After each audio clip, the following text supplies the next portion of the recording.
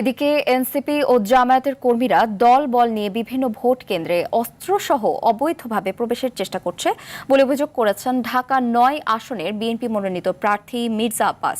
তিনি বলেন, বুধবার সন্ধ্যায় সিদ্ধেশ্বরী গার্লস স্কুল সহ পল্টনের বিভিন্ন কেন্দ্রে তারা ঢুকে পড়ে। নিজ বাসায় জরুরি সংবাদ সম্মেলনে এ অভিযোগ করেন মির্জা আব্বাস।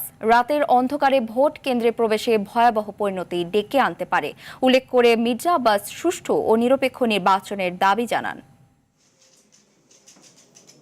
এনসিপির এবং জামাত শিবিরের নেতাকর্মীরা বিভিন্ন কেন্দ্রে তারা দল বলে যাচ্ছে, বিভিন্ন বাসা বাড়ি মসজিদ এবং মেসে অবস্থান নিয়েছে। সুযোগ বুঝে তারা নীলক্ষেত, বুয়েট, কাটাবন এবং ঢাকা মেডিকেল কেন্দ্র সহ অন্যান্য আশেপাশে কেন্দ্রগুলো দখল করার চেষ্টা করবে। তারা যদি বুঝে থাকেন জনগণ তাদেরকে চায় না, কারচুপির মাধ্যমে জিততে হবে, তাহলে তারা কেন নির্বাচনে আসছে না আমি ঠিক বুঝতে পারছি না।